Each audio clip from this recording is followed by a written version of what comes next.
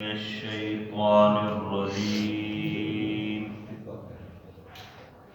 بسم الله الرحمن الرحيم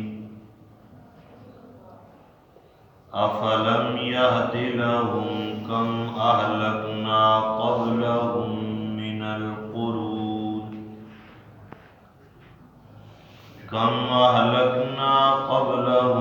من القرون يمشون في مساكنهم إن في ذلك لآيات لأولي النهى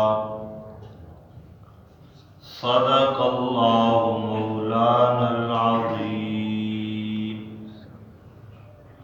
16واں پارہ سورہ طٰہٰ، آیت نمبر 128 سے لے کر 131 تک کا ترجمہ انشاءاللہ مزید عرض کرنا ہے۔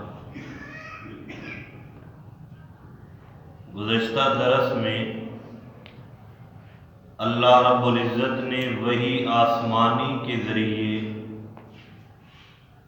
ان لوگوں کا حال نقل فرمایا جو اللہ کی بتائی ہوئی راہ اور ہدایت کی پیروی نہیں کرتے، اور ان کے بارے میں فرمایا تھا کہ میں دنیا میں بھی ان کی گزرانے زندگی تنگ کروں گا اور قیامت والے دن میں ان لوگوں کو اندھا کر کے اٹھاؤں گا۔ اب فرمایا کہ اگر تمہیں میری باتوں پہ یقین اور ایمان نہیں ہے تو تجربے سے یہ ثابت ہے اور تاریخی واقعات تمہارے سامنے ہیں۔ افلم یہد لہم، کیا انہیں یہ سمجھ نہیں آتا، یہ بات انہیں اچھی طرح نہیں پتا، کم اہلکنا قبلہم من القرون، ان سے پہلے کتنی بستیاں اور جماعتیں ہم نے مٹا دی، یمشون فی مساکنہم، اور بعض بستیاں جو ہم نے مٹائی ہیں آج ان کے کھنڈرات اور گرے پڑے مکانوں میں سے یہ گزر کر بھی جاتے ہیں، اور بعضوں کے تذکرے اب زبانوں پہ افسانے بن چکے ہیں۔ ان فی ذالک لآیات لأولی النہی، یقیناً اس میں عقل مند لوگوں کے لیے بڑی نشانیاں ہیں کہ اللہ نے یہ بات تاریخ کے ذریعے بھی ثابت کر دی کہ آپ نے سے پہلے قوموں کے واقعات ہو چکے ہیں، اب یہ پتہ کرو کہ وہ کیوں ہلاک ہوئے، کیوں وہ تباہ ہو گئے۔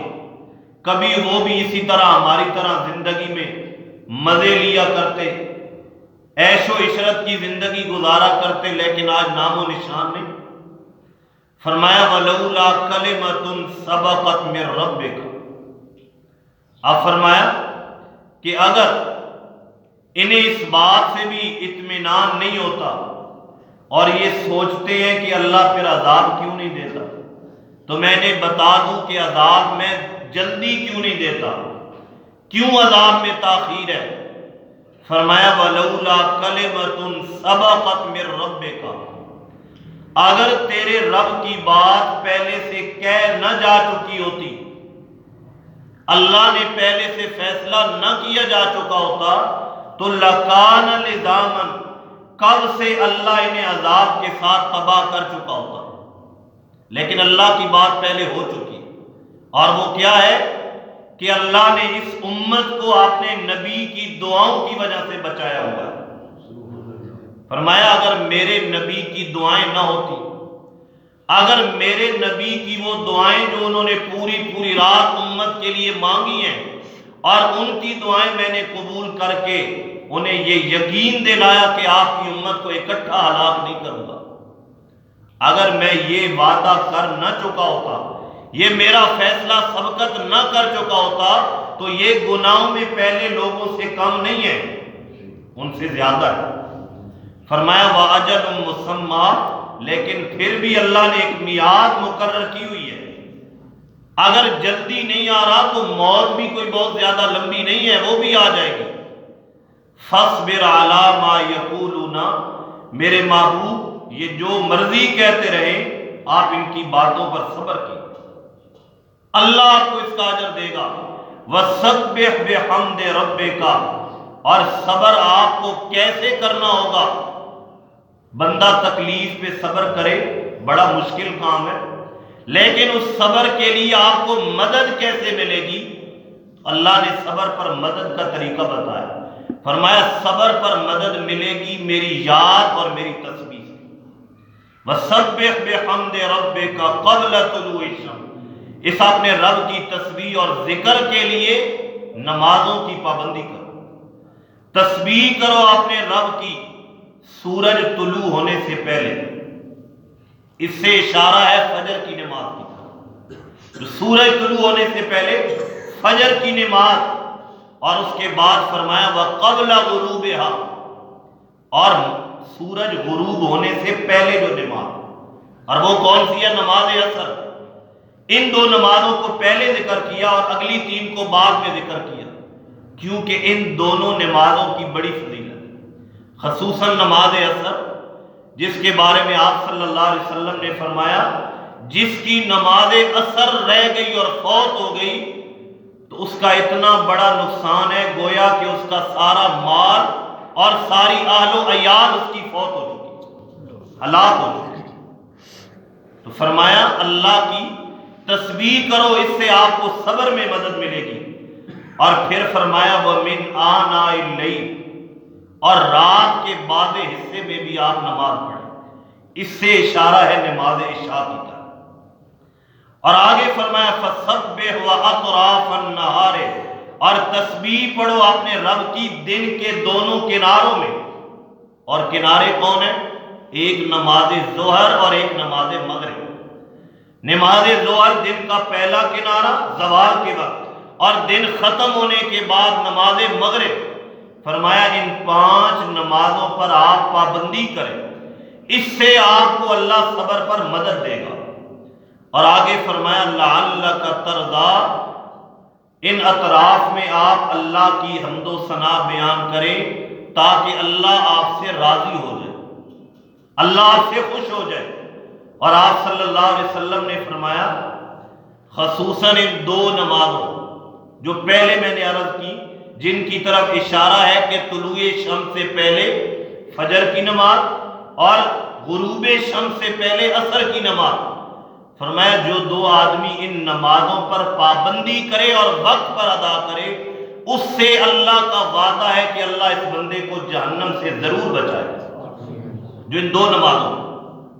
اور اس کے علاوہ یہ تو فرض نمازیں ہیں جن کی طرف اشارہ کیا، لیکن ان کے ساتھ جو سنن مؤکدہ ہیں ان پر بھی پابندی کرنی۔ بعض تو سنتوں کو کوئی اہمیت ہی نہیں دیتے، فرائض پڑھے اور چل دیے، سنتوں کا وقت ملا پڑھی نہ ملا چھوڑ دی۔ آپ صلی اللہ علیہ وسلم نے فرمایا جس نے دن میں فرائض کے علاوہ فرض نمازوں کو چھوڑ 12 رکعتیں ادا کر لی ہیں، اس سے اللہ کا وعدہ ہے کہ اللہ اس کے لیے جنت میں ضرور گھر بنائے گا۔ فرائض کے علاوہ 12 رکعتیں، اور یہ کون سی 12 رکعتیں؟ 6 ظہر کی سنتیں، 4 پہلے والی، 2 بعد میں، اور 2 مغرب کی، 2 عشاء کی اور 2 فجر کی، 6 یہ اور 6 وہ۔ جو ان 12 رکعتوں پر ہمیشگی کرے اللہ اس کے لیے جنت میں ضرور گھر بنائے۔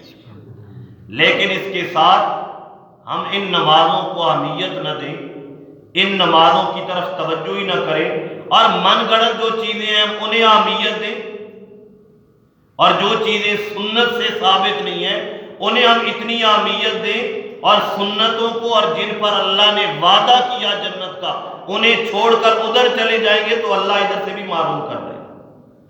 فرمایا وَلَا تَمُدَّنَّ عَيْنَيْكَ إِلَىٰ مَا مَتَّعْنَا بِهِ، میرے محبوب آپ صبر کریں، اور صبر کا طریقہ ہے میری تسبیح کریں، اور اس کے ساتھ آپ دنیا کی رونق کی طرف اپنی آنکھیں اٹھا کے بھی نہ دیکھیں۔ جو ہم نے دنیا داروں کو دنیا کا سامان دیا، رونقیں دی، عیش و عشرت کا مال دیا، آپ آنکھیں اٹھا کر بھی نہ دیکھیں۔ زہرۃ الحیات الدنیا، یہ ساری دنیا کی رونق ہے، آنکھیں بند ہوگی سب ادھر ہی رہ جائے گا۔ اور آپ صلی اللہ علیہ وسلم نے فرمایا میں اپنی امت پر سب سے زیادہ دنیا کی رونق کے بارے میں خوفناک ہو۔ صحابہ نے عرض کیا دنیا کی رونق سے کیا مراد ہے؟ آپ نے فرمایا وہ زمین کی برکات ہے، وہ زمین کا رزق ہے کہ وہ ان میں لگ کے اللہ کی نعمتوں سے معروم نہ ہو جائے۔ مجھے سب سے زیادہ یہ ڈر ہے، کیونکہ بظاہر جو نقد رونق انسان کو کھینچ لیتی ہے اپنی طرف اور دل میں جذب ہو جاتی ہے تو انسان بھول جاتا ہے ابھی تو مزہ اٹھاؤ۔ آپ نے فرمایا مجھے سب سے زیادہ ڈر اپنی امت کے بارے میں دنیا کی رونقوں کے بارے میں۔